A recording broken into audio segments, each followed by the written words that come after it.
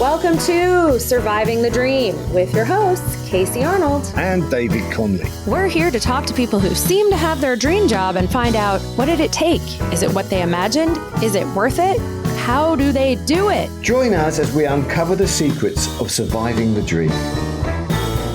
Hello, Casey. Hello, Dave. I feel like you're caffeinated this morning. I'm very caffeinated. You've got me. It's because we're doing the podcast too early. So unfortunately, I've not allowed the caffeine to go down. You know, it's a dangerous game. Anything could happen. I might just go for a run in the middle of this if you could just take over. Yeah, no problem, guys. I'll just tag in. Yeah, but we do have a great guest today, a great guest who I've known for many, many years. I don't know if you knew this about me, but in 1992... You were British then too? I was definitely, I would call myself English, frankly. But here we go. It's going to be one of those days. But you Americans like to say British. Yes, we are British as well. From the UK. Yeah, it's confusing. I get it. But in 1992, I was in Henry VI, Part 1, 2 and 3. All in the same night, in a pub theatre in Chelsea, in London. And I met two people who were very important to me in that production that I didn't know on the first day of rehearsal. One was the dresser, the person who got all the costumes for you when you did the quick changes. She ended up becoming my wife. And the other person was the guy who played Henry VI. And that is the one and only David Mellville is here with us right now. We've got royalty among us. Hello, David. Hello, Casey. Hello, David. How are you guys doing? How are we going to distinguish David and David, the Brits? Can we call you Mellville for the purposes of this interview? Absolutely. David has always called me Mellville. I've only called him David for today, just to be polite. But yeah, I call him Mellville all the time. But David Mellville, when I arrived in Los Angeles, there was billboards all along Hollywood Boulevard with my friend David Mellville on them, and I playing Hamlet. And I'm always like, I'll just say, David runs the Independent Shakespeare Company in Los Angeles, plays to 47,000 people a year in the park, in Griffith Park. And I remember when he said, I'm going to America to do Shakespeare. Well, we think you're nuts. And then we was in New York, and then I'm going to Los Angeles. And we went, well, they really love Shakespeare out there. But you have become like the darling of LA, haven't you? You actually run a business in Los Angeles, and it's based on Shakespeare. Yeah. Not many people come to LA to pursue a career in the theater, but... and live to tell about it. I can't believe you get that many people to come out and see Shakespeare. That's very impressive. Yeah. I mean, in LA. It's someone should have done it a long time ago, because we have beautiful weather here. We have lovely people here. There's tens of millions of people live in LA. And for whatever reason, no one had ever sort of got a Shakespeare in the Park that had really sort of taken off before. So I don't know why. There was a gap in the market and we filled it. Very smart. Okay, so at what point in your career, we need to backtrack a little, like what was the path to you realizing, not only do I love Shakespeare, but I think I can make a career out of this? Because I would imagine, like Dave said, most people would be like, good luck with that. I mean, that's pretty niche. How did the dream start? Was that the dream? What's the path? No, I don't know that I always wanted to do Shakespeare. When I went to drama school, I thought I was going to be Doctor Who or James Bond or something like that. I didn't know that about you, David. Doctor Who or James Bond? Yeah. Well, when you're a kid, and you're playing around, I want to be an actor because I want to do all these fantastic things. Yeah. You imagine that's going to be sort of a reflection of yourself like that. And then, when I got to drama, I guess it was a little bit earlier on. Actually, when I was auditioning for drama school, I said, you've got to learn these Shakespeare monologues. And I was like, and then I started reading the plays I had to learn. And I actually kind of like this. And I sort of get it in a way that I felt was kind of unique to me. And I remember saying that to my mum, and she said, shut up, don't get too big-headed. And very supportive, Mom. Thank you. I have to say, to back this up, I think, David, you make sense of Shakespeare, whereas a lot of us young actors at the time, and I'd say would have to really struggle with the language. For some reason, it's easy for you, David. Why does it resonate with you? or how? I don't know. I mean, I think I sort of grew up, I mean, all the sort of circumstances of my life, I think, sort of bleed into it. I've had a really strange upbringing. My family are quite disparate. My mother was very upper class. My father was very working class. I think, I understand English society from both angles in a way that Shakespeare wrote about. He would write about kings, but he would also write about, the fools and the drunks and the gamblers and all those people. So I think it's that, I think I was, I had sort of strange things happen to me when I was young. I was sent away to school because my brother was really ill. And just had to sort of scrabble through my life to make things happen. And I think that, Shakespeare really addresses the human condition in a way that other writers really haven't managed. I mean, like a lot of writers manage, but not as well as he does. So, I just have some sort of connection with it. And I think one of the things that people, when they come to see our work in the park, and, especially, when I'm on stage, they, I think what resonates for them, I can do the tragedies really well and all that kind of stuff, but I always find the sort of vein of humor in it. And I see, I'm a big fan of comedy. And I love growing up, listening to Monty Python or watching Monty Python and the Goons and Peter Sellers and all that kind of stuff. And I just see, the connection, between 300 or 400 years that goes back from that kind of work to Shakespeare. And he's got the same kind of sense of humor. It's just dressed up in a slightly more lyrical form. So that's kind of my connection to it, I think. Have you ever done a past life regression? I wonder if you were like a former Shakespearean actor or maybe Shakespeare himself. I'm sure I was Shakespeare himself. I think it's incontrovertible.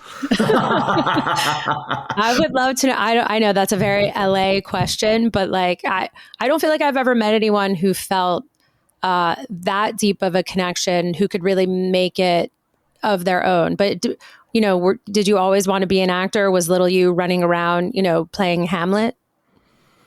One of my first memories is of playing in a broken chair and making it into a car, and my mum saying, "What are you, James Bond?" And I was like, well, "Who's James Bond? Tell me about this." Yes, I want to be James Bond. if it means I get to do this for the rest of my life, yes, sign me up.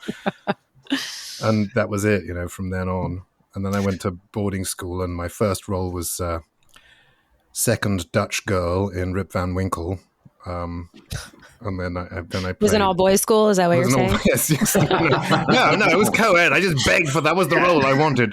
It was just a juicy role, yeah. Because that was different times when it was like less of a trans fluidity thing. Yeah. That would be a very different thing right now. And then my next role was Alice in Alice in Wonderland, and I was so proud of my work in that. And I had these lovely pictures taken of me as Alice, and I brought them home and put them on the mantelpiece. And when I went back to school, I would come back and they would be taken down and placed in a drawer. And I just didn't understand it. I was, why don't you want to celebrate my work? What fascinates me about you, Dave, is I think you're the classic fish out of water. I mean, you're the quintessential Englishman who really operates well in Los Angeles. I mean, like, do you feel like that liberates you and that frees you? Because you're actually 6,000, 7,000 miles away from home with a different culture. Oh, definitely. I think, the accent, helps enormously. You get credited with a level of intelligence that you don't really actually possess. You guys are cheating. Don't tell them that, David. Oh, we know. It's all we've got. Yeah, when I was at school, one of my teachers said, "What do you want to do? Do you want to go to university?" I said, "I want to go to Cambridge." And they were like, "No, you're too stupid for that. Sorry." I went to Cambridge. Well, you grew up in Cambridge. I grew up in Cambridge. It's not the same thing. I didn't actually go to a college in Cambridge. I went to a sixth form college in Cambridge. But yeah. For the Americans, that means nothing. Sixth form, what does that mean? It means I'm very intelligent. It means it's high school. Oh, it is. Yeah, it's Thank high school. you. Yeah, there you go. So wait, but that's an interesting point. Do you feel like being from somewhere else makes it easier or more challenging to, I don't know, forge your own way or assimilate, or like, let me rephrase that. Do you think if you had come from here maybe you wouldn't have said, I'm going to start a Shakespeare company, but because it just made sense to you, because you were so in touch with Shakespeare and that was so popular where you came from, that it never occurred to you that, no offense to my fellow Angelinos, we're stupid and don't usually go to theater, and you're helping change that? Like, how do you feel like being from a different culture fits in, is my question. Took me 7 minutes to get there. Well, I think being English, or British, as you say,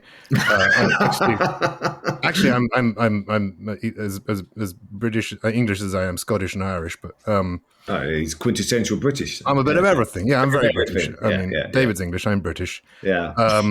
But coming from the culture where it's written, I think definitely helps, because Shakespeare is obviously an Englishman.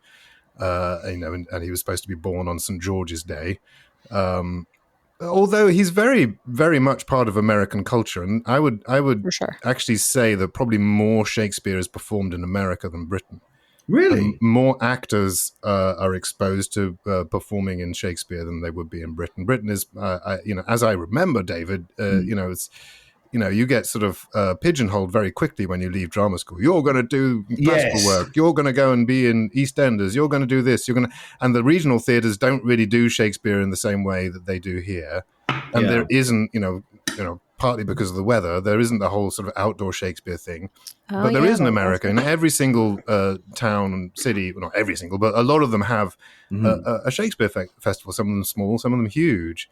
So it really is part of the culture here, and it has been since, almost the inception of the country.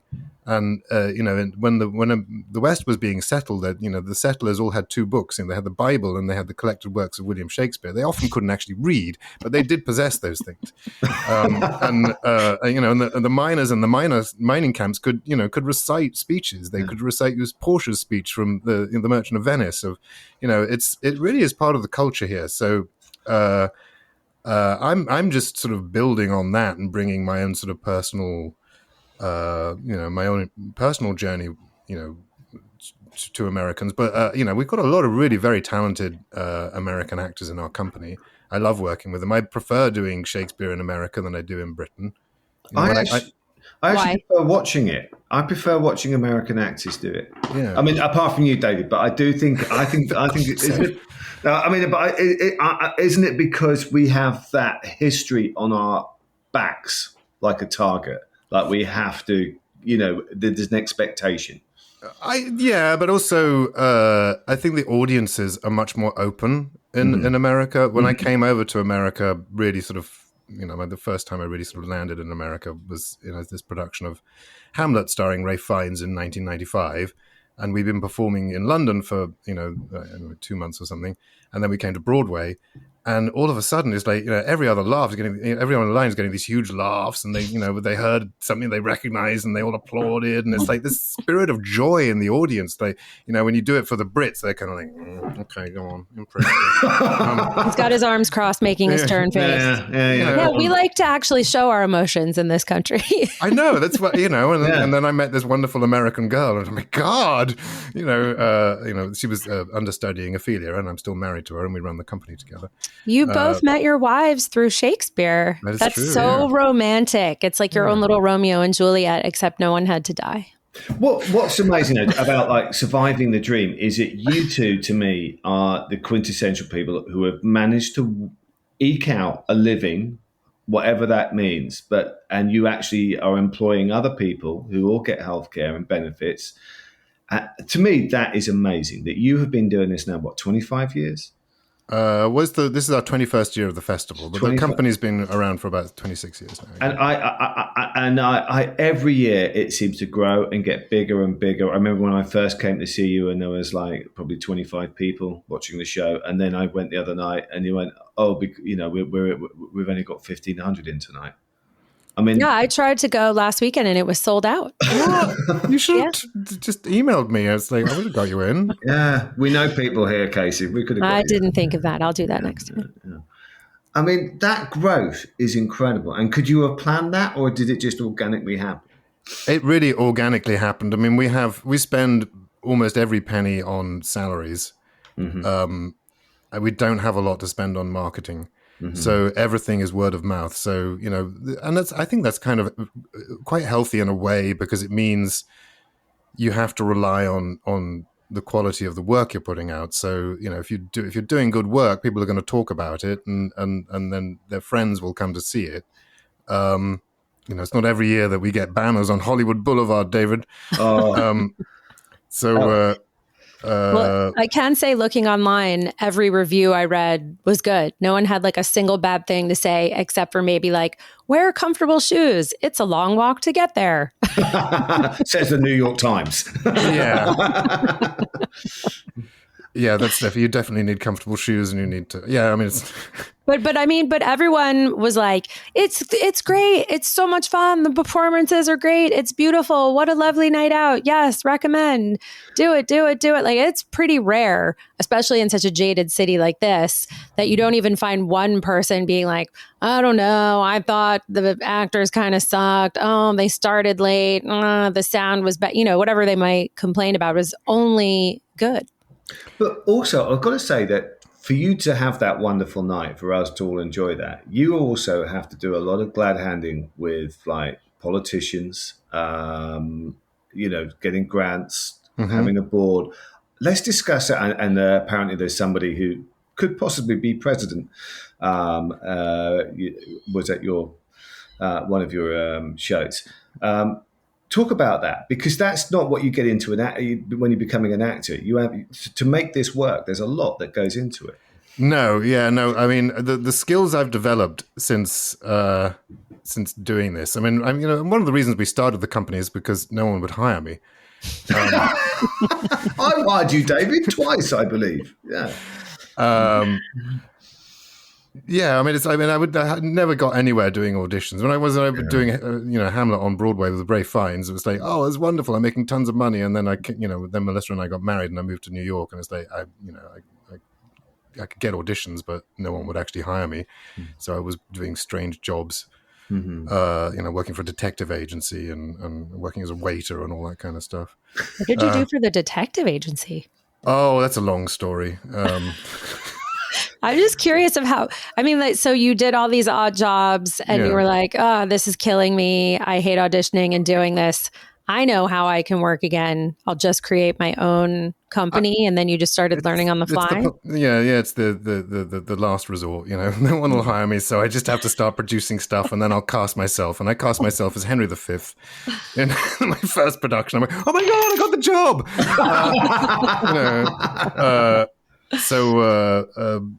But then, when you do that, you're going to we're going to need a set. So you have to learn, carpentry skills, and you have to learn how these things go together. And you have to, I can't afford to pay a lighting designer or whatever. So I have to learn that. And, we needed music for the shows. So I had to start learning how to compose music. And, that's a whole sort of other sideline. Now I'm a composer who does, stuff.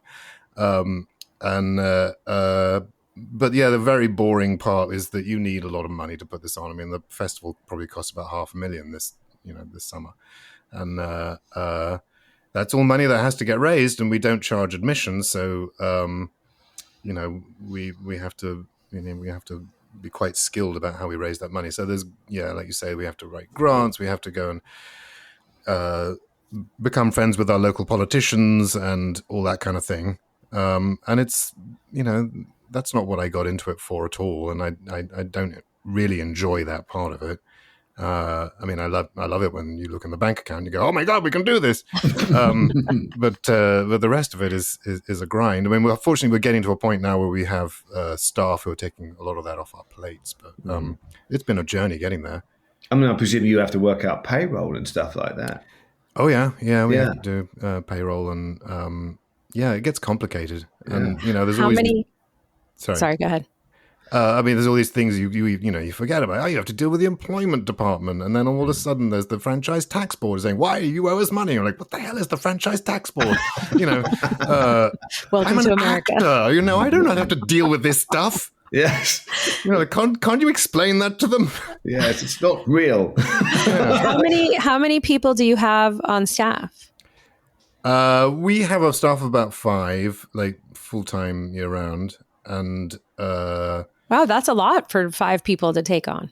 Yeah, it is a lot. And we have some part-time people that come in to do stuff. And then in the summer, or when we're in production, like this summer we had 15 actors on payroll and then probably about 5 front of house staff and crew and stuff like that. And then lots of volunteers. And so, it's a responsibility. And especially if things aren't going well, you wake up in the morning and, my fear is always, how am I going to explain to people that we're halfway through this and, they don't have jobs anymore. That weighs on me all of the time, and so that sort of ameliorates some of the joy. I've been with David as well at the end of a season where we've been literally just getting lanterns out of trees together. Mm-hmm. There is like it's like, oh, when it comes down to this, all these 47,000 people may have visited, and there's a couple of guys going, oh, and I have no idea what I'm doing with that stuff. But we were just like, it was you and another actor, and we were just like getting the stuff out. I mean, it's amazing what goes on behind the scenes, isn't it? Yeah, that's what I've been doing the last week because we just closed on Sunday. So I've been pulling the set apart with my crew. But I do, I'm down with it. I mean, I'll be driving the truck. I'll be, we have to have a sewage tank for the actors, and sometimes that fills up too much, so I have to come in early in the morning with my hand pump and buckets. Yeah. Wow, you are really one-stop shopping. And I'm like, fucking hell, Kenneth Branagh does not have to do this. We're going to get an email from Kenneth Branagh going, I do all that. I'm always cleaning out the sewage tank at the National Theatre. So how would you say the reality of it compares to the wide-eyed version of you that decided this was the way to go? Well, I did. When we talked about moving to LA, we were... I did think that we could, because we started producing shows in New York, but the last thing New York needs is another theater company. And then Melissa's sister had moved to LA, and she was, well, we could go out there, and we were like, okay. And I was just mostly just waiting tables at that point, and I thought, well, might as well wait tables in the sunshine. And I was really thinking, I'll give up acting. This is stupid. And we'll just go and have a quiet life. We were, found out we were having our first child. So, that was taking up a lot of headspace. And then, so we moved out. But I did at the back of my mind think, well, but we could get the company going again. And then maybe I could play Hamlet and I could play, Richard II. And I had this daydream and everybody would love it and it would be hugely successful and thousands of people would come to it. And then we did it. And it's like, there you go. And that little boy stood on his chair and he was like, see, Mom? I can't believe, I've actually, I had a bucket list of parts that I played and I got through it about 5 or 6 years ago. And wow.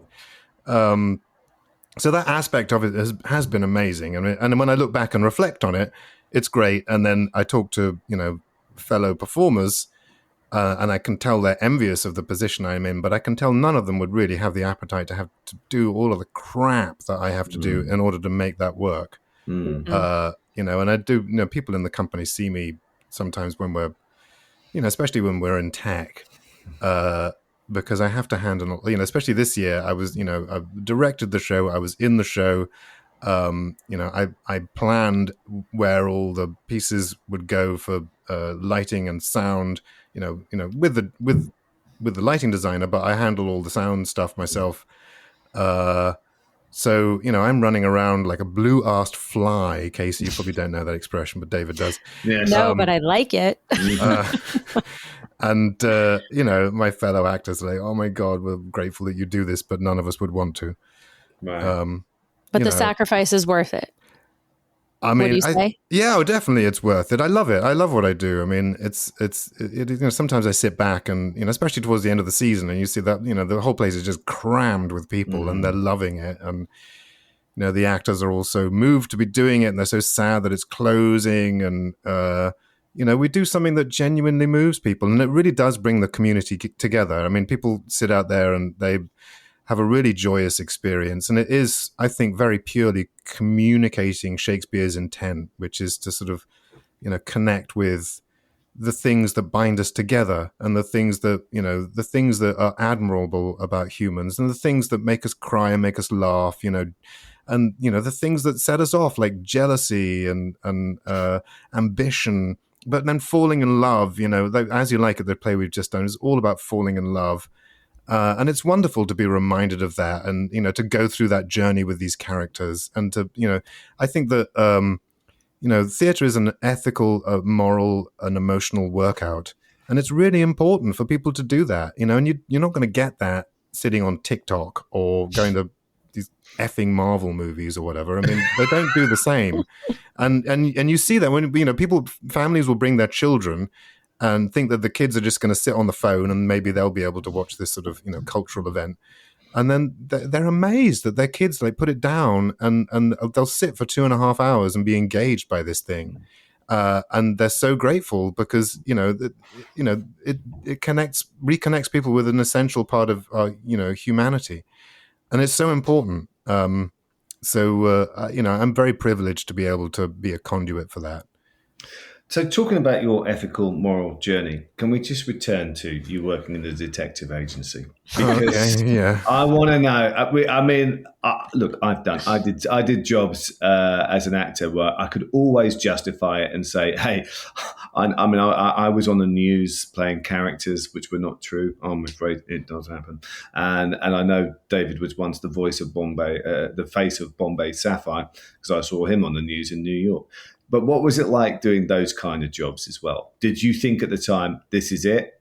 Or did you think, I'm actually going somewhere? Yeah, I think you have to sort of delude yourself that you're going somewhere there. Otherwise, you're not going to get up in the morning. So, yeah, I always felt like there was some, I think that, as actors, we're all sort of story oriented and we all know that there's a beginning and a middle, and the middle is where the crisis and the hardship and everything, but there's an end, and the end is happy, and the end you get what you want. So I think that's one of the things that keeps us going as performers. But the detective agency was very amusing. It was called Holmes, as in Sherlock Holmes, high tech securities. Well, did you answer the phone to give them an air of authenticity? No, I should have done, though. They had a wonderful receptionist that was like something out of a 1940s Humphrey Bogart movie. Yeah. Did you have a nice pipe, David, when you were going around being a detective? Well, the guy's name was Bob Holmes. Literally, it was his name. It was his last name was Holmes, like Sherlock Holmes, but it was Bob. The Bob part's a little disappointing. I feel like you want to change it up if you're going to become a detective. Bob and his brother Bubba. And Bob and Bubba Holmes. And it was all to do with mostly the cases they took on were copyright infringement. Right. The big cases, the big one. Yeah. Well, they sometimes led to big cases. So, this would be all of those guys on Canal Street selling fake Rolex watches and Louis Vuitton bags and whatever. And then, or you had these guys that are they not real? Oh, Jesus, David. Funny. But how do you convince them you're qualified for something like that? Well, a lot of actors were doing it. So we would be gathering intel. So basically, we were hired to be to pretend to be tourists. And, if there's a guy with a briefcase selling dodgy Rolexes, you'll be, oh, my God. And, some of the actors would take this very seriously and they develop these characters. And when you came in the morning to work, the first thing you had to do was to go to the disguise closet and pick 3 disguises for the day. This job sounds amazing for an actor, actually. It was kind of fun, like mustaches and like change of clothes. Fantastic. Because you'd be out there on trying to spot where all these fake goods are, but they would have people on the street trying to spot you, and when they knew who you were, they knew, to close all the roll gates on Canal Street, because the next thing after they see you is the raid team comes in and confiscates everything. Wow.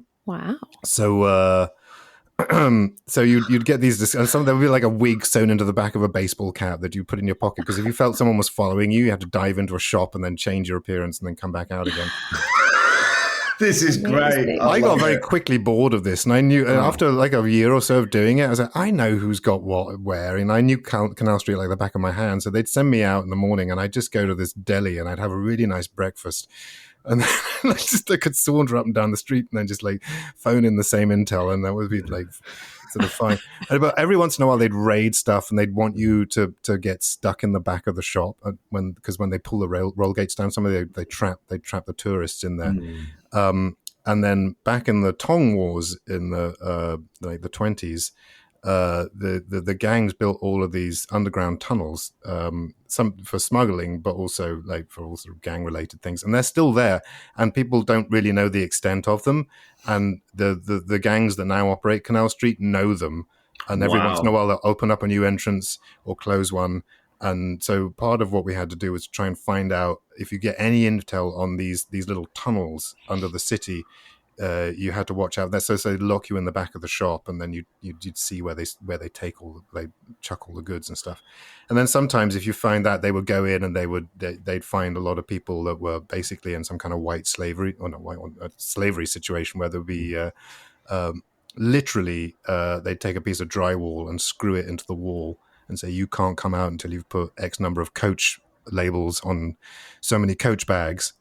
So there was that, and then sometimes it was the lowest sort of rung of these crime pyramids that would, there were murder cases and a lot of cocaine dealing and stuff like that. And I once accidentally, identified this guy known as Hai Nguyen, who just the FBI were after. So I had to go and find him and ID him. So they gave me these video glasses, but this was back in the 90s where, it's not like today's technology. Like these things I looked like literally like David, like Joe 90 with these massive glasses with this big sort of hole in the middle where the camera is. And then these cables that went down over, and then this kind of video recorder that was strapped to my waist. Was it Super 8? Did you actually? Right, you hear the little grinding noise as you're walking for cranking.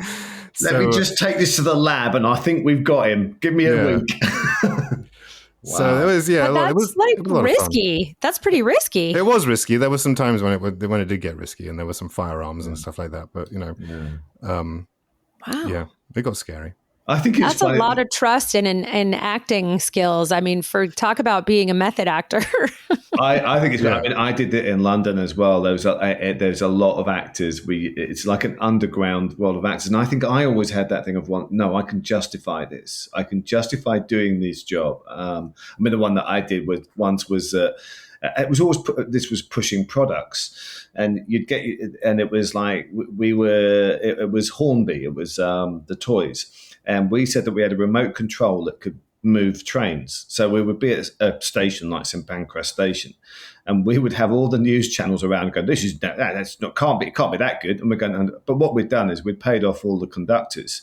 So that would say, you see that train that says it's going to go at 9:58?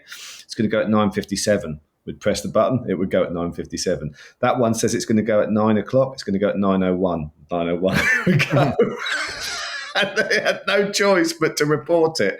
And then, of course, it was really just pushing the product on the news, saying that how powerful these remote controls were. So yours was a scam, and Mellville was actually helping people. Well, I wasn't helping the people that got put in prison. Exactly. I suppose that's true. Did you ever find the tunnels underground? I'm from New York, and I didn't know any of this. I did find one once when I was locked in the back of a shop. That sounds terrifying. Yeah. Wow. Did they take you in the tunnel? They didn't try and put you behind? No, but the raid team were outside the front, and they knew I was in there because I had my radio on. And they literally hacked through the door with a chainsaw. All these sparks were coming through. It was terrifying, and the sparks were landing on all their T-shirts and stuff. And I was like, "Oh my god, this is going to set fire to something." And there was this Irish air hostess. That's probably very on PC now. Flight attendant, flying dinner lady, that was in the was locked in with us, and she was freaking out. And I was like, "It's okay, it's all right, it's going to be okay. This sort of thing happens all the time. Don't worry." And she goes, "Why do you know? What do you know? Why aren't you panicking?" And I was like, "Oh, good point. Yes. Oh my God, we're all going to die." So did you find so I guess your acting was very helpful then. Yes. Do you find it comes in handy? I feel like because Shakespearean acting is so different than, I don't know, for lack of a better term, regular acting, other acting, less period specific acting. it seems like that would be a different muscle, or is just acting is just still acting. I think what's lying at the center of yourself whenever you're acting is sort of the same, but Shakespeare obviously requires a much greater degree of skill in terms of speaking and activating rhetoric, making complicated arguments understood, and then doing all that, and then having to have some kind of level of emotional honesty. So it's about as hard as it gets, Shakespeare, I think. But you seem to you have this special skill which makes it look like it's easy. I mean, you can make Shakespeare look like us watching Law and Order on TV. It's that natural. That's very sweet of you, David. No, I mean, we have it recorded. Should I send you a clip of it? I always, and it's interesting because we're going back to that English thing, because at drama school, they're literally like, right, you do this. You're going to go and do soaps. You're going to go and be a movie star. You're going to be a Shakespearean actor. And I think that you've kind of broken that. You've become the Shakespearean actor, but you've made it seem very natural. Was it always like that? I think I always had that kind of affinity with it. Yeah. But I would go and watch. My favorite actor when I was at drama school was Anthony Sher, and I felt that he really sort of had that. I think the actors throughout history, there's always been like one or two that have sort of like reinvented it for their generation. Edmund, was it David Garrick, I guess. Mm-hmm. They say, he suddenly, it was like hearing someone speak natural language because everything else was so declaimed and rhetorical, and then. And then everyone copied David Garrick, and then Edmund Kean came along and he did the same thing. It was, oh my God, it's like, receiving the lines by bolts of lightning, and it's also real. I think there's always a way of approaching Shakespeare in your own sort of time period that where it can seem like it's very real. It's not. I mean, the language itself is not.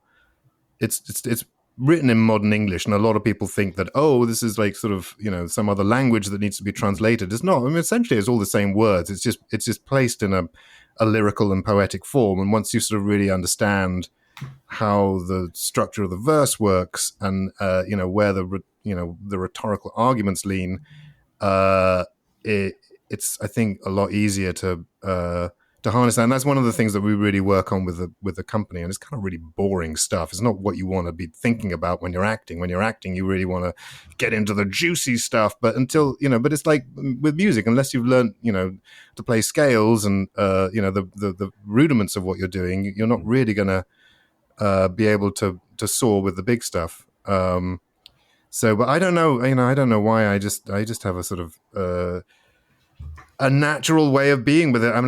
Maybe it's something really sort of elemental. Like, whenever I go to have my blood test, they're always so alarmed that my blood pressure is so low. And like you're not allowed to be that calm. Yeah, and I think it's why animals really love me. Like cats will just come and sit on me or whatever. And I think it's not because of my sort of sparkling personality or something. I think it's just like basic. Like I have a low blood pressure, and I think that helps on stage as well. I'm never panicking. I'm always calm. I'm always moving. I try to move at a beat where the audience is with me. And I think I've developed a skill where I can really bring the audience with me and help the audience to understand what's happening in a way where I'm not sort of panicking and forcing it on them. And that's, that's kind of a hard place to arrive at. And I remember, some of the times where it's, where I've discovered that, where you just kind of step out and it's like, oh, shut up. Oh, sorry. It's his agent. I should have turned my phone off. I'm sorry. No, you're too important, David. And it's not. It's someone trying to sell me central heating or something. Which you definitely need when LA is 110 degrees. I don't have an agent. I haven't had an agent in donkey's years. No, interesting. Do you think you'll ever get sick of Shakespeare? Like you said, you've done all the roles that your dream roles. Like, do you think there'll ever come a point where you're like, I just can't anymore. I need something different? Here's King Lear's to come, isn't it? Oh, that's coming up, I was soon. going to say, he's got. That's a great thing about Shakespeare. You graduate from Hamlet, from Romeo to Lear. It's a long journey. I don't think I'll ever get sick of it. I do, like to explore other things, and David's cast me in a couple of things, and I've really enjoyed doing that. I've done a few movies and things. And I want to talk about that because you've got a movie out right now, which, and you are now an award-winning director for Live at the Porpentine. I mean, yes. what? Tell us about that. How that happened? Well, it's an adaptation of the Comedy of Errors, so it's not exactly stepping outside of the Shakespeare realm. And we did it on the tail end of the pandemic, and everyone was doing sort of Zoom theatre and stuff like that, in order to stay connected with their audiences. And there were these paycheck protection funds that if you were a legitimate organization, you could get a certain amount of money, but it had to be spent on salaries.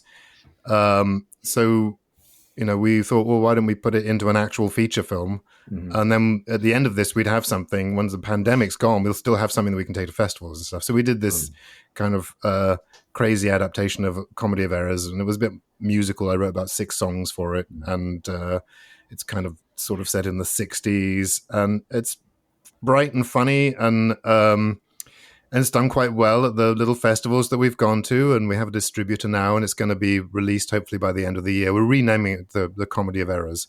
Oh, we had this rather cryptic title because the actors' unions, the SAG and Actors' Equity, were at war with each other when we were making the project. So we had to pick a title that was not sort of signaling that it was a theatre piece. I love that. SAG and Equity Wars. It's like War of the Roses, but it's between theatre actors and TV actors. Yeah.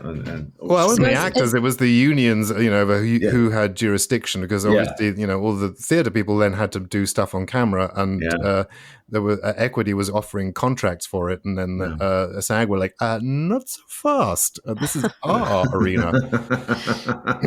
So is that what you do in between Shakespeare in the Park seasons? You're always doing different types of producing and acting and fundraising. I'm always doing something. We have an indoor space, which is where we rehearse all the summer shows, but we can turn it into a sort of 75-seat theatre in the off season. And I do at Christmas time, I do a Christmas Carol with Charles Dickens, where I perform as Charles Dickens from a text that he wrote that he performed himself. And I have a lovely assistant that does that with me. And that'll be in its 20th year this year. I'm going to come to that one before it sells out. Oh yeah, and even if it's sold out, we'll get you in, Casey. I've written a couple of musicals that we've staged in our indoor space. We've developed works that other actors in the company have written, which have gone on to great acclaim. There's one of our actors did a show called Letters from Home that's been all around the country. We developed helped develop a show called The Gospel According to Jefferson, Dickens and Tolstoy, which has been across, it must be up to about 20 regional theatres now, and was off Broadway. So we're always kind of working on stuff, developing stuff. And then we do some experimental Shakespeare stuff. I just did this spring, I did a one-man Hamlet. It's fantastic. That doesn't sound schizophrenic at all. I'll be doing that again in the spring.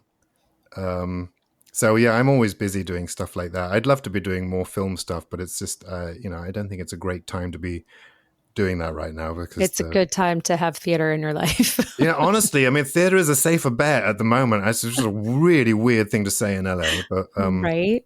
Yeah. Is there anything else that you would do for a living or would have done? Like if you could go back and ask 10-year-old you, were there other options? I was once asked if I wanted to be a stripper. Oh, your mom with the low stakes for you. No, I was like, don't be ridiculous. I remember somebody once asked Ray Fiennes, if you couldn't be an actor, what would you be? And he goes, I think I'd be a painter. I don't know. I don't think I would choose anything that's quite as artistic. I don't know. I don't know what I would do if I couldn't do this. Obviously, I do a lot of music and stuff. So maybe but I don't. There's no money in that either. So yeah. Well, I nearly opened when David and I used to live in Barron's Court in London, and I remember having a dream once of opening a sandwich shop round the corner. Oh, The two of you opening a sandwich shop? Oh, yeah. No, this just would have been me. This was my dream. Oh. I just we were both gardeners for a while. Yeah. Wow. There must have been a lot of banter and not a lot of work happening. Yeah. Oh, I remember. Do you remember when we were digging a hole for a tree in Lord Sainsbury's garden? Yes, we were. And the housekeeper was desperately trying to set us up with Lord Sainsbury's daughter. Yeah, we were going, well, no, we're two M&S. We're two Tesco's for that. And Harold That's Pinter. a grocery store American. Yeah. Sorry, that joke would be hilarious in England. And Harold Pinter, I remember Harold Pinter having doing some gardening for him as well. There was a big pause there. Anyway, we've come to the end of this podcast, David. So we've got to ask you the questions we ask everybody. So, oh God, okay. Here we go. Yeah. We normally say there's no right or wrong answer, but there is. People do judge, and they write it and tell us. So the first question is, what would you do if you won the lottery? If I won the lottery, yeah, I'd give it away. That is the most generous answer anyone has had. Well, I mean, I put a lot into the theatre company, I mean, that's giving it away. Yeah. I mean, who needs all that money? Yeah, good point. Billionaires, they do. They need it, apparently. They tell us, don't tax us, we're billionaires. Yeah, all right.